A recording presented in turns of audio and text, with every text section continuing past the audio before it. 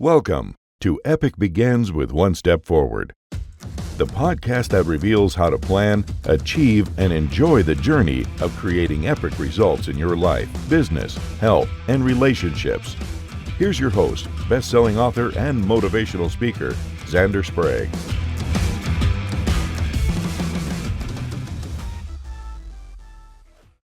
Hello, Epic people, and welcome back to another exciting episode of Epic Begins with One Step Forward. I'm your host, Xander Sprague, and today I am so honored to be joined by Tracy Herbert. Tracy, introduce yourself and tell us who you are and what you do. Well, it has to all start back when I was 17 years old. That's when my life totally changed. I was diagnosed with a horrific disease while I was in the ICU fighting for my life. And the doctor walks in, he puts his hands on his hips and he says, "Young lady, you're going to be dead in 20 years. You're going to die with horrible complications. You will go blind. You're going to have your legs amputated. You'll be on dialysis for the rest of your life. And you're also going to have to take shots several times a day for the rest of your life." And he turned around and walked away. I had no hope. And my parents and I were sitting there like, what did he just say? I'm sorry, I don't think I understood all that. Because he'd also mentioned that I would never be able to have children and my life was pretty much over. And everybody wants to beat the doctor up, but I actually am thankful for that physician because that physician had me start changing my mindset while I was lying in that hospital bed. Back then it was called juvenile diabetes. Now it's called type 1 diabetes, which most of the world has type 2 diabetes. We're not going to talk about diabetes or anything, but it's just that this is the one you have to start taking insulin shots for the rest of your life because there's not a cure. And so everything I started doing, I was in the hospital for about 2 weeks, and every class I went to, every committee thing I went to was all the same thing. You're going to die in 20 years. You're going to die with horrible complications, and there's no hope. And I'm sitting there, maybe it was a blessing that I was a 17-year-old smart aleck high school senior, because I kept saying, no, that's not true. That's not true. And everybody looked at me like I wasn't willing to accept my diagnosis. But actually, I was. But what I wanted to do was, again, change my mindset. And so my first outing out, all my friends and I went to a movie. And we went to see Animal House, which probably most people remember that movie. Don't know how many remember from when it first came out. But my mom reminded me as I ran out the door, Tracy, remember, you can't eat anything. And she didn't say it because we didn't have the money, of course not, or be mean. But what she was doing was helping me learn what it was going to be like the rest of my life living with this disease. Definitely. And so I went up to the concession stand clerk after all my friends had ordered the popcorn that you smell when you walk in and the soda and everything else. And I asked for a small cup just so I could get a cup out of the water fountain. I get a drink because I didn't want to be that different from everybody else. Sure. And the concession stand clerk looked at me like I was from outer space. And she said, no. And I said, I'll be glad to pay for it. And she said, no.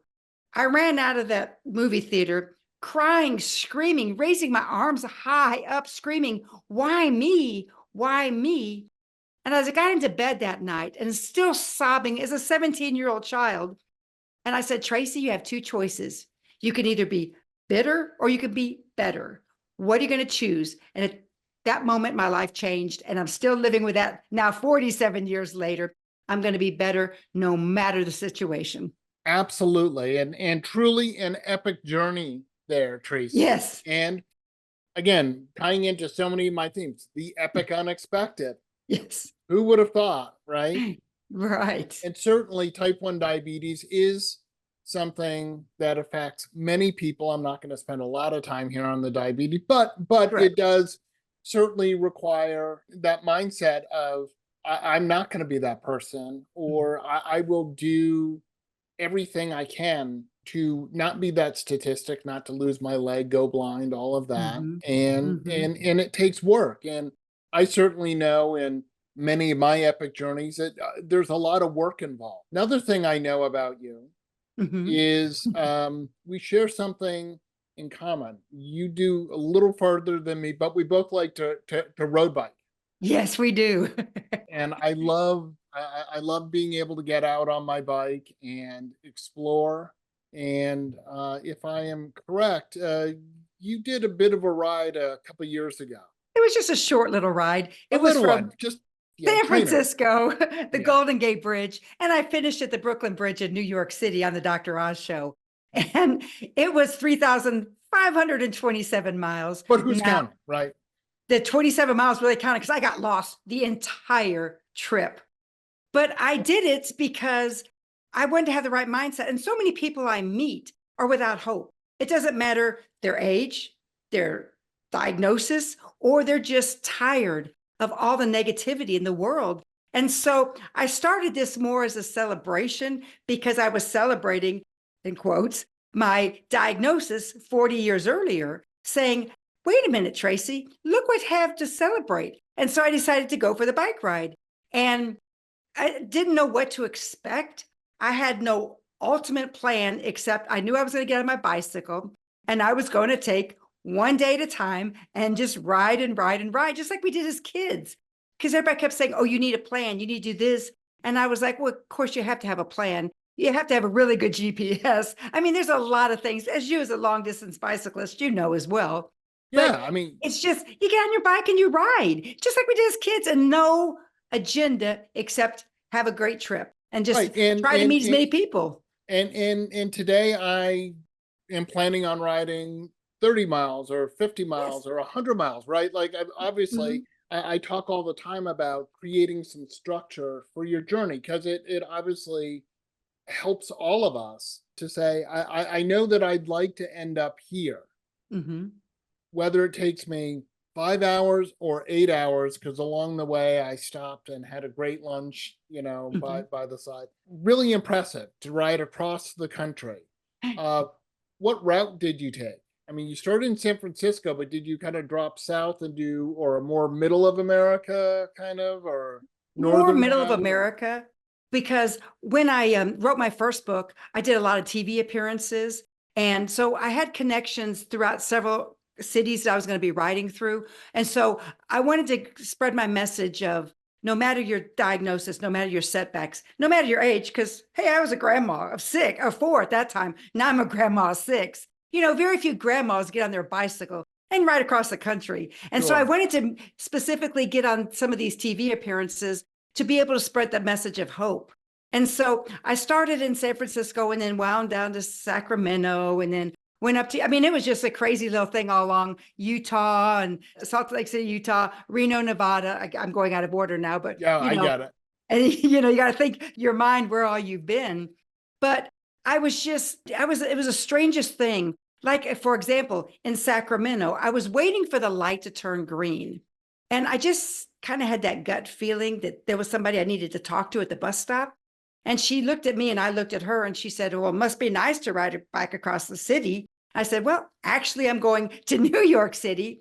But I just got off my bike and we started talking. Such a sweet, sweet, lovely girl, probably in her mid 30s, I would say. Beautiful smile, but she was extremely, extremely overweight. And she was telling me how embarrassed she was because she was waiting for her brother to pick her up. Her house was 4 or 5 houses down, but she Sure. was unable to walk that far. And so the health coach in me started coming out and saying, okay, can you do this? Can you do that? And she's like, I can't. And I said, could you walk into your driveway? And just like that, just like lying in my bed, crying and screaming, Yeah. why me? She had that light bulb moment. And she said, I think I can. So I said, walk into your driveway, walk back, rest, every day, expand on that. When you can go further, walk to your neighbor's house. Then she started crying and saying, she's my best friend and she has to always come to my house, which is so sad. Well, as I was riding my bicycle, I still get goosebumps. As I was riding my bicycle real close to New York City, I got a message from her. And she said, I just have to tell you, Tracy, I just signed up for my first 5K walk. Oh, that is awesome. That's 3.1 miles. Yeah. And she said, I didn't even realize the weight would start falling off. She said, I didn't change anything else. She said, every day I just would walk as far as I can and walk back. So it's not like it's rocket science, but so many of us are set in that mindset that I can't versus I can. And what a joy, because she started losing the weight, but most importantly, she started having more energy. And that's what I was so excited about. So I met people like that, and I would just get off my bicycle and I would talk. Or like in Wyoming, which I don't know exactly where you live, but there was a lot of mountains. California, Nevada, Utah, Wyoming. And I'm a Absolutely. Texan, born and raised in Texas. And so I don't see many mountains, but people would roll their window down, they'd honk and they'd say, you can do it in the really tough things. And so, really in life, we need teamwork. And that's what I felt so much of this bicycle ride was just meeting people stopping and giving me water, buying me lunch when I'm stopped in small little towns across the United States. And it was such a huge eye opener for me because I was in the mindset of thinking everybody's bad, everything's horrible. And I found the complete opposite. One sweet construction lady, she was waiting, she was traffic control, Yeah. making sure that people didn't get through. Just like, on bicycles, you hit traffic sometimes and construction. And she reached into her cooler and gave me her last bottle of water. And I said, no, you keep it. You need it more than I do. And she said, no, ma'am, you're going further and further. And so I need you to drink this water. Just sweet people like that. Absolutely. And I live in the San Francisco Bay Area, so I know that I really can't ride very far without going up a hill. Right. This body goes downhill really, really well, but it's much harder uphill. And but I've also driven across the country a few times, and you're right. There are it's spectacularly beautiful.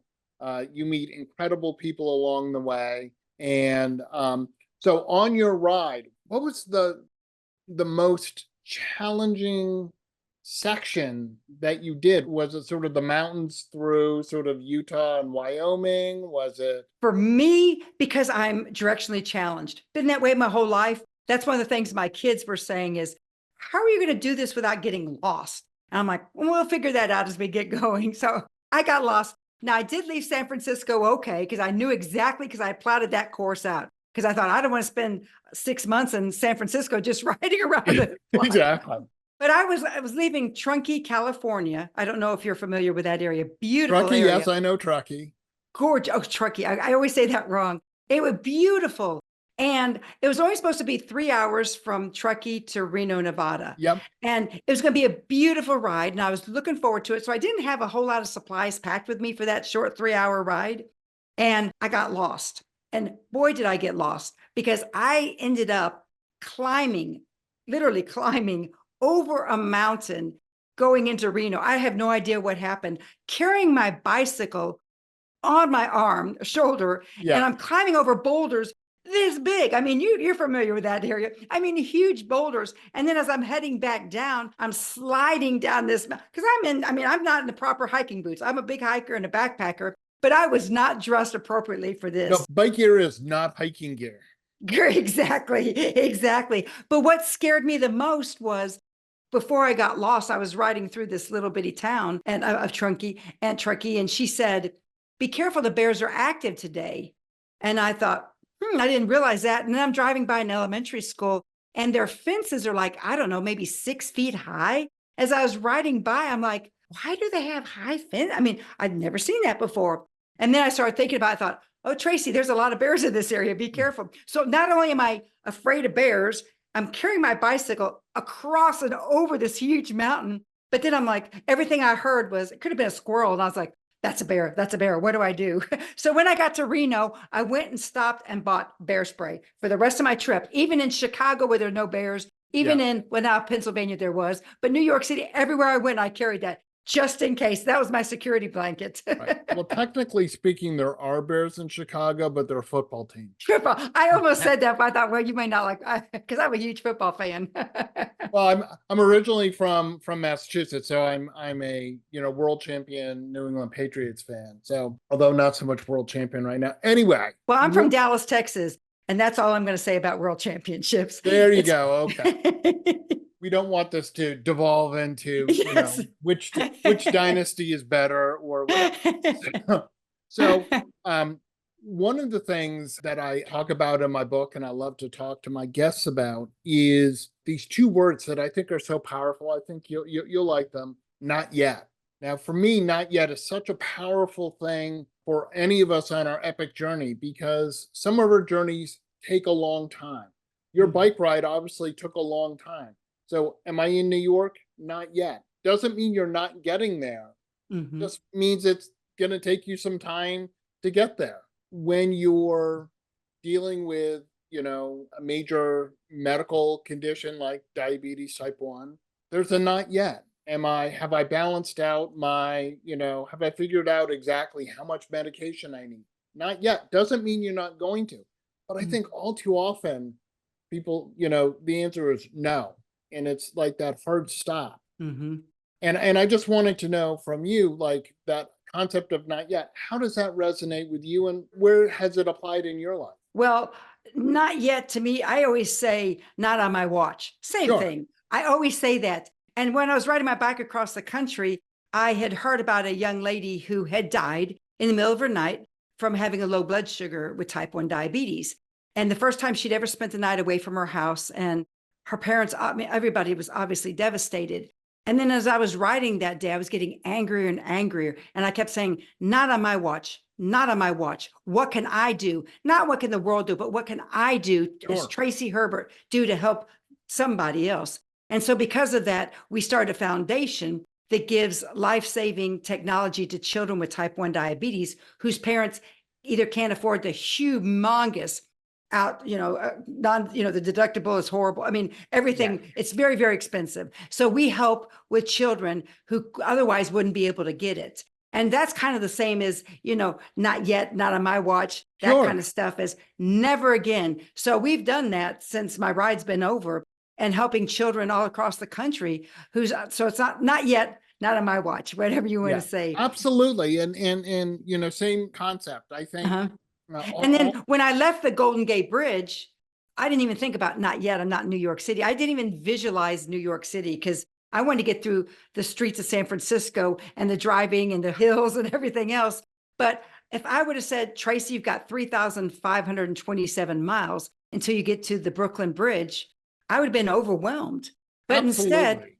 I just said, I'm going for a bike ride. And so you can't just have the mindset of thinking, I have to achieve this goal right now. Like you mentioned, a 100-mile bike ride is not going to be as fast as walking around the block, and so you have to just say, I'm not there yet, but I'm better than I was yesterday. Absolutely. And I can say, having run some marathons, that Hmm. that mindset, I honestly wish in marathons that you didn't get a mile marker until about Hmm. mile 5, because as hard as you try not to think about at mile 2 that you got 24.2 more, human nature is you got it. But absolutely, like, I can't think about, I can say I know where I want to get to. I Hmm. know what my goal is, Hmm. but I have to deal with the road that's right in front of me. Exactly. And it's 100%. fine to say, I know today, I've got to go up over this mountain pass. Hmm. Until Hmm. you get there, spending 30 miles, oh my God, I got this big mountain pass. What am I going to? That's not going to help you. Exactly. I mean, but when you get there, you're like, all right, I got to deal with it. And if I have to put my bike up on my shoulder and hike up, that's what I'm going to do, because ultimately it's not letting the roadblocks that come in front of you, or those detours, say, I'm going to figure it out. Because no one, and I see this all the time when I'm working with people, and they have we all have epic dreams, right? Hmm. Big things Hmm. that we want to do. We talk about, oh, someday I want to go here, or I want to do this. And oftentimes people just don't do anything about it. And Hmm. I'm mystified. I'm like, why? And Hmm. often the answer is, well, I don't know everything that I need to do. But just like your attitude of, well, I'm going to have to figure it out as I go anyway. I'm going to Right. have a relative idea of how I'm getting there. I'm going to take this, relatively this route. I'm guessing that you didn't just go, well, I'm on my bike, and as long as I'm riding east, you kind of probably had an idea day to day of, I Right. need to get to here, Hmm. and here's the road I should be on to get Hmm. there. Right. I mean, And especially with throughout the country, I did have speaking engagements. I did have, TV appearances. I had newspaper interviews and so forth. So I did. I mean, it wasn't just like I'm all over the place, but so I did have specific places and times. I just tried not to fill it up too much because I really wanted to make this also about just getting away from things. And people always ask, What books did you listen to? What music did you listen to? I didn't listen to anything. It was just me riding my bicycle, listening to semis sometimes, listening to birds chirping sometimes, and just enjoying being free. Does that make sense? Getting away from electronics. Absolutely. I mean, I'm all about you're out there. There's so much epically spectacular beauty. Yes. Why would you want to wall yourself off and Yeah, not exactly. have a moment to go, wow, listen to those birds Mm-hmm. or any of that? Well, that's great. So how long did it take you? I know my audience is probably like, Sandra, how long did it take her? Well, I could have done it in 6 weeks. And originally that's kind of what I had planned, but it ended up taking 3 months Okay. because my goal was I'm very competitive. First of all, very competitive. So I had to actually tell myself, Tracy, slow down, look around, see who you can help. You know, I had to work with all the TV stations along the way, which took some time. And then speaking engagements, meetings I had with different people and in the medical world. I mean, some of the who's who of the medical world, to be quite honest. And so I had to plan it like that. And then I was going to take a rest day every once in a while. And then I tried like after 6 days, I thought, okay, I'm going to take a rest day. And then I thought about an hour later, I thought, no, my body doesn't want rest yet. So I'm very in tune with my body. I have to be when you have diabetes or anything wrong with you, or even as you age or anything. And so I listened to my body. So I would take a break when my body said, okay, it's time to take a break. And then one time I was just on the side of the road and I just had met a couple and I had a flat tire actually, and I was getting ready to change it. And they not only changed my tire, but they also, gave me extra supplies along the route. And they even invited me to dinner. I had people all over the country inviting me to spend the night at their house. I got to meet actually our first recipient of my foundation. I got to meet them on the lower part of Chicago, a suburb of Chicago.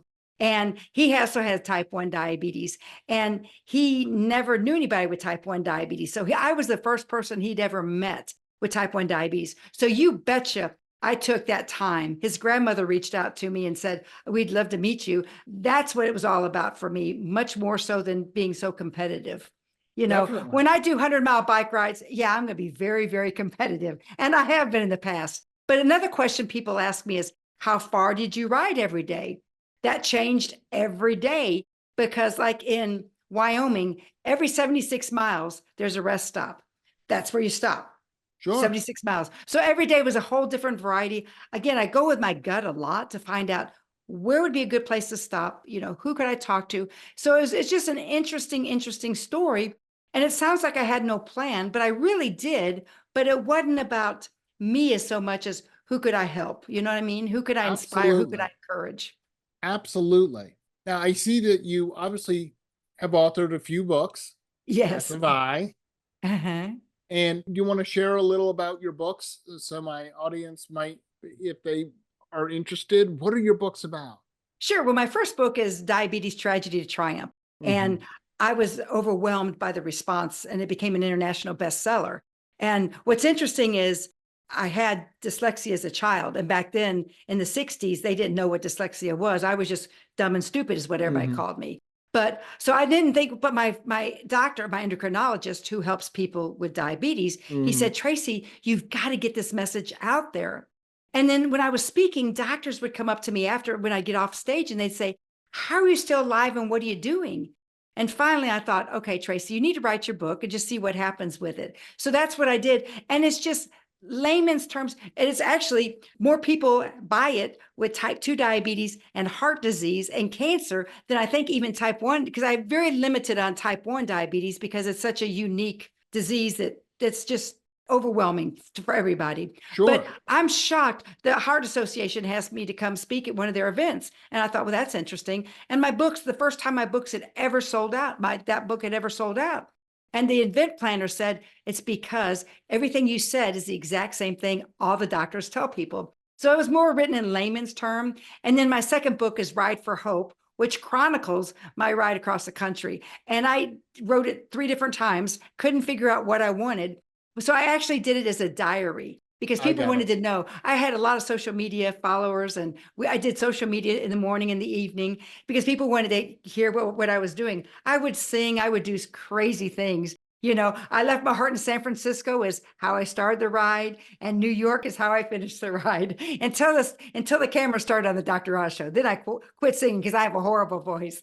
But then my third book, I actually co-authored with my husband because I love him dearly, but a long time into our marriage, my husband knew what I did. He hears me talking to people all the time. He knows what I do. And he was overweight. He was on 3 different medications. And the doctors were trying to say, you need to start changing your eating plan and everything. Yeah. Then one day he woke up again. It's just that light bulb moment that we all get. Sure. And he said, I want to change. And I have his permission, obviously, to share this. Sure. And so he's off all of his medication. He's been able to keep his weight off for maybe 12, 13, 14 years now. Wow. And my husband in his late 60s, he and I just backpacked to the bottom of Grand Canyon about 7 months ago, and spent 3 nights and then hiked back out, carrying all of our supplies with us and everything else. So we always say it's not age related at all. It's what you put your mindset to. So he and I actually co-authored that book together, which was very interesting, but very difficult because we had a lot of squabbles back and forth. I'm just saying. I get that. And look, I've authored 3 books, and what I joke about is the fact that I'm a talker, not a typer. Yes. And the fact that I have 3 books and 2 of them Amazon bestsellers it blows my mind. If you told me that in college, I would have told you that, you were drunk or like you were just like, there's no way. Right. And yet, just like you, I saw some needs that just, they weren't there. And I'm like, well, I know that. So I wrote a book. My first book is about sibling loss, and because I lost my sister 27 years ago to murder. And a friend of mine made an offhanded comment. It's funny how people in our life will say something and it sparks something in us. And I met with her about 6 weeks after her brother passed away, and had coffee. And I said, how are you doing? She goes, I'm fine. She goes, it was weird. I was just at Barnes and Noble, and tons of books on loss of a parent or loss of a child or loss of a pet, but really nothing on loss of a sibling. And as I walked away, I was like, well, I know that. I can write a book about that. Absolutely. And I did.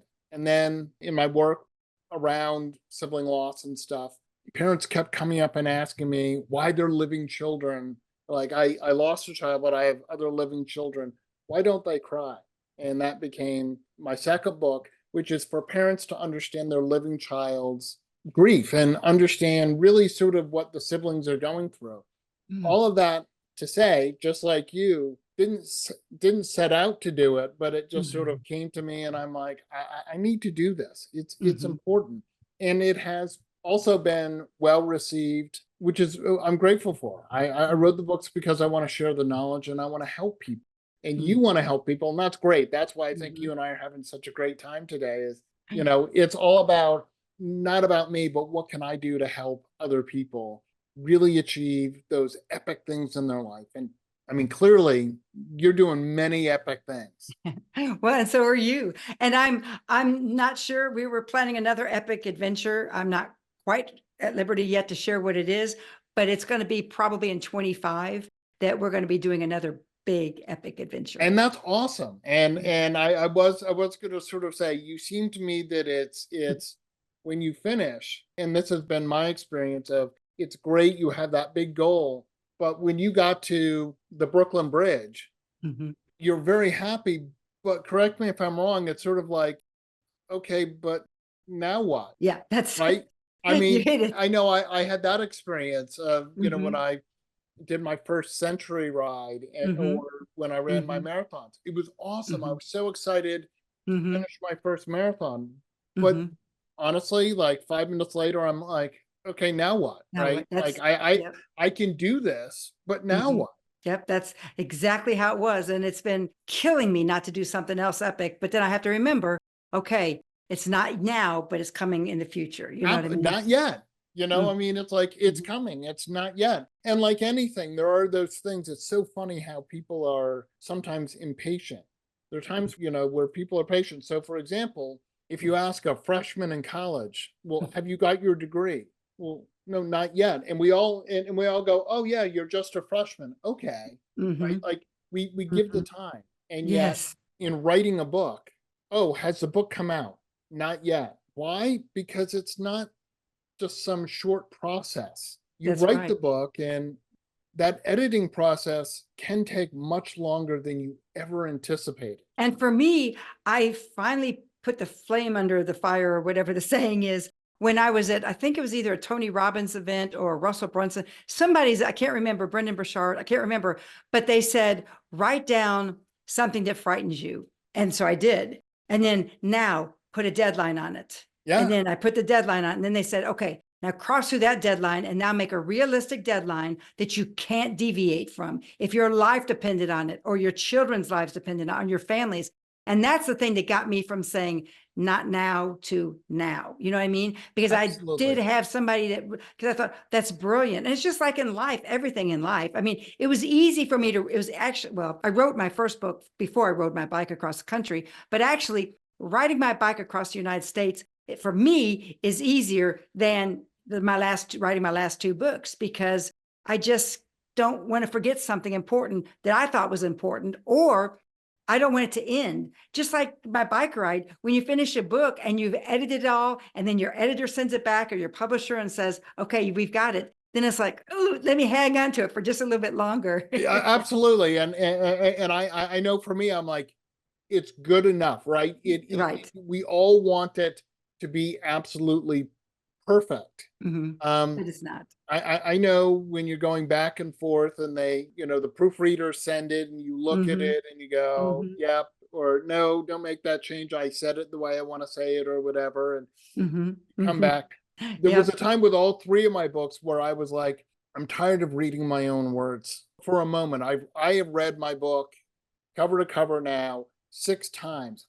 I really just don't want to, and yet we're out there, and I love my book, but I just want to say there's that sort of period where you're like, I have been eyeballs deep in this, in my book. I'm done. It's got to be. I'm just gonna go ahead, print it. I'll sit there and go, oh, how did I miss that? Right, but it, Yep. But it's done. And it doesn't matter. You sound like we're very, very similar people. But I always think, okay, Tracy, that may not be exactly what you wanted to say, but it's going to help somebody. And that's all that matters. So we have two choices. I'm a big choice person. We can either go ahead and get it out there so the whole world can read it, or the people that want to read it can read it, or you can hold it in for yourself to make it perfect. Well, none of us are perfect. I mean, no, and you it's not know, going to be. And frankly, no one else is going to know.